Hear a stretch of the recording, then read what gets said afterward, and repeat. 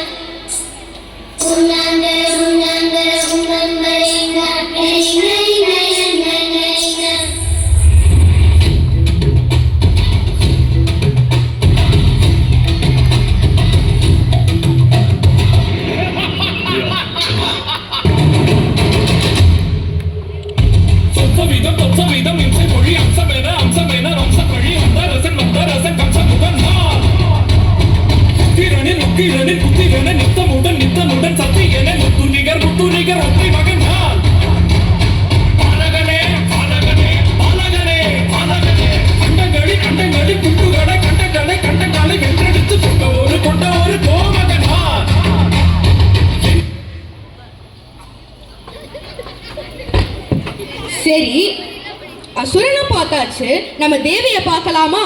முதல்ல லக்ஷ்மி தேவியை கூப்பிடலாம்.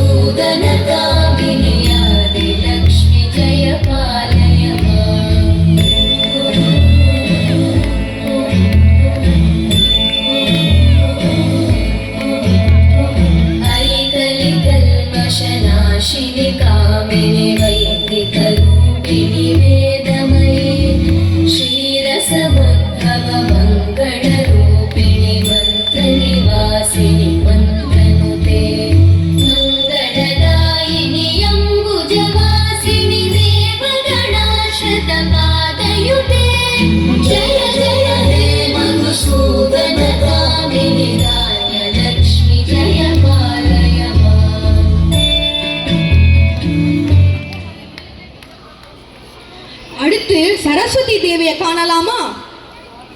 முடியல, கையை வலிக்குது.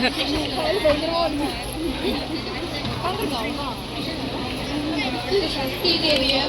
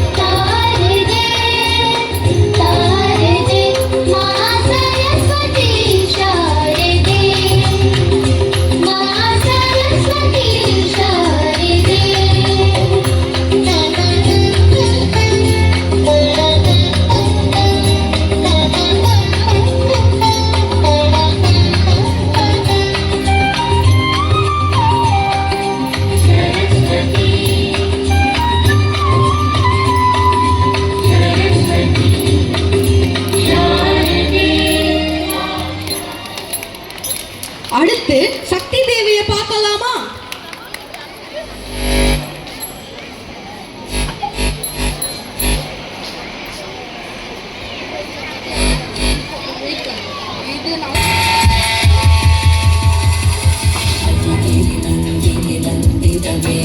विश्वविनोदिनि नन्दिमते गिरिवरविन्द्यशिरोधिनि वासिनि विष्णुविलासिनि विष्णुनुते नवमिहे क्षितिकण्ठकुटुम्बिनि भूरिकुटुम्बिनि भूरिकृते जय जय हे महिषासुरमर्दिनि रम्यकमर्दिनि शैलसुते सुरवरवर्षिणि दुर्धरदर्शिनि दुर्मुखवर्षिणि हर्षरते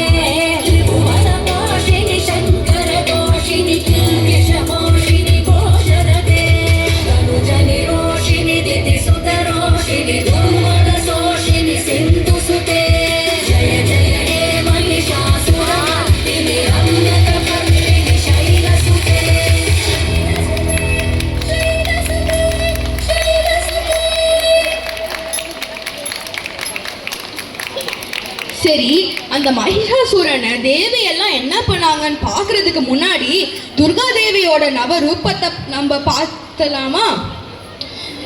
நவதுர்காக்களில் முதல் நாள் வணங்கப்படும் ரூபம் ஷைல்புத்ரி ரூபம். இன்று நமக்கு ஷைல்புத்ரி மாதாவாக வருபவர் அக்ஷரா. ஷைல்புத்ரி என்றால் மலைமகள் என்று அர்த்தம். ஒரு குழந்தை உருவத்தில் இருக்கும் பார்வதி சர்வ சக்தியையும் கொண்டு வருவதே இரூபத்தின் சிறப்பு.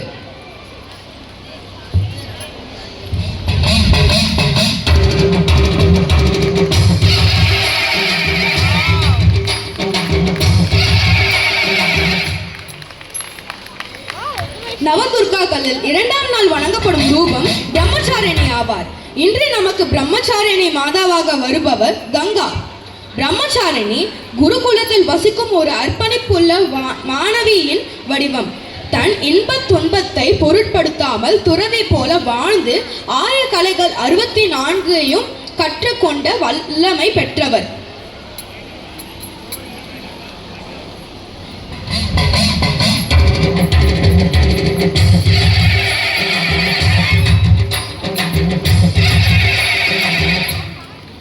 நவதுர்காக்களில் மூன்றாம் நாள் வணங்கப்படும் ரூபம் சந்திரகந்தா ரூபம். இன்று நமக்கு சந்திரகந்தா மாதாவாக வருபவர் சித்தி.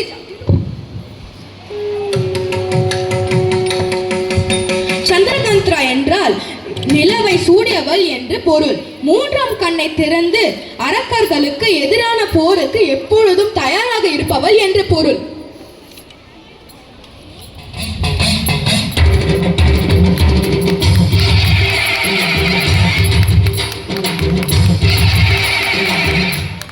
நவதுர்காக்களில் நான்காம் நாள் வணங்கப்படும் ரூபம் குஷ்மந்தா ரூபம். இன்று நமக்கு குஷ்மந்தா மாதாவாக வருபவர் காயத்ரி. குஷ்மந்தா என்றால் உலகில் உள்ள எல்லாவற்றையும் உண்டாக்கியவர் என்று பொருள். குளிர்ச்சியான வெள்ளை பூசணிக்காயை இருந்து வெப்பத்தை உருவாக்குவதை போல அசாத்திய நிகழ்வுகளை நடத்தக்கூடிய வல்லமை பெற்றவர். போர்க்கடவு நவதுர்காக்களில் ஐந்தாம் நாள் வணங்கப்படும் ரூபம் ஸ்கந்த மாதா ரூபம். இன்று நமக்கு ஸ்கந்த மாதாவாக வருபவர் நிவிருத்தி. போர்க்கடவுளான கார்த்திகேயன் என்று அழைக்கப்படும் முருகனின் மற்றொரு பெயர் தான் ஸ்கந்தன். அவருடைய தாயான ரூபத்தை ஸ்கந்த மாதா என்று அழைக்கிறோம். ஞானம், பக்தி, முக்தி வழங்கும் தேவி ஆவார்.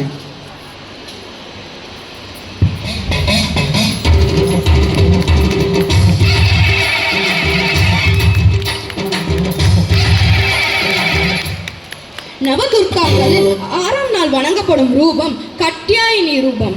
இன்று நமக்கு காட்யாயினி மாதாவாக வருபவர் ஸ்ரீநிதி. இவர் பார்வதி தேவியின் மறுபிறவி ஆகவும் மகிஷாசூரனை அழிப்பதற்காக தேவி எடுத்த உருவமே கட்யாயினி என்று அழைப்பர்.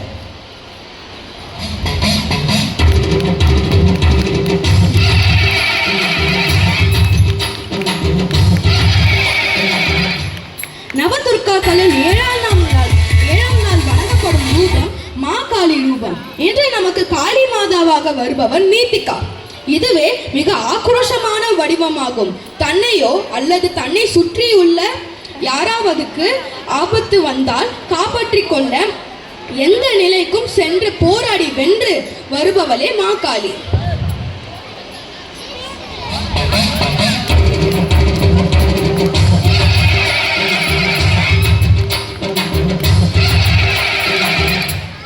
நவதுர்காக்களில் 8ஆம் நாள் வணங்கப்படும் ரூபம் மகாகௌரி ரூபம்.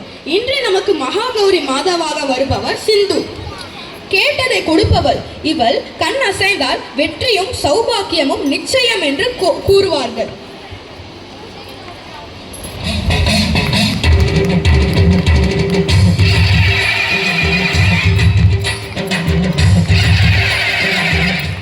நவதுர்காக்களில் 9ஆம் நாள் வணங்கப்படும் ரூபம் சித்திதாத்ரி ரூபம். இன்று நமக்கு சித்திதாத்ரி மாதாவாக வருபவர் தீக்ஷா. சித்தி என்றால் அதீத சக்தி அல்லது தீயான திறன். தாத்ரி என்றால் கொடுப்பவர் என்று பொருள்படும். அசாத்திய வேண்டுதல்களை நிறைவேற்றுபவள் சித்திதாத்ரி மாதா ஆவார்.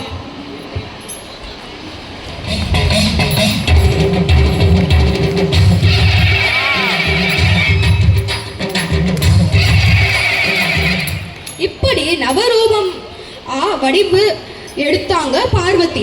நம்மளை சுற்றி இருக்கிற சின்ன குழந்தையில இருந்து ஸ்கூல் போறவங்க, காலேஜ் போறவங்க, ஒர்க் போறவங்க, அம்மா, அத்தை, சித்தி, பாட்டி எல்லாருமே துர்காவோட ஒரு ரூபம். இந்த நவராத்திரி மூலமா அதான் சொல்ல வராங்க. சரி, நம்ம கிளைமாக்ஸுக்கு வருவோமா?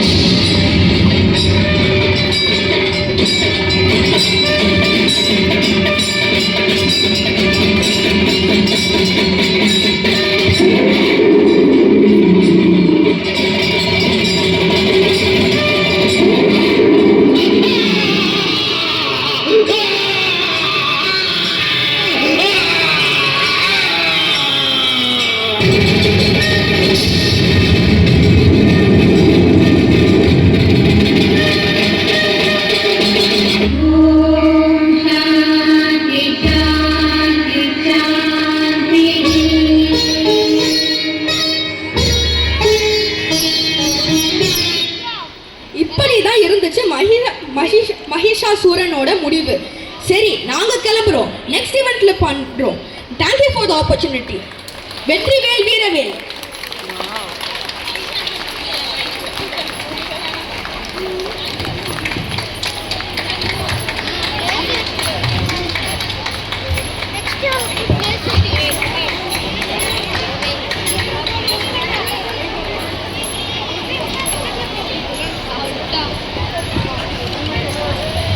That was an amazing performance. Please give a round of applause.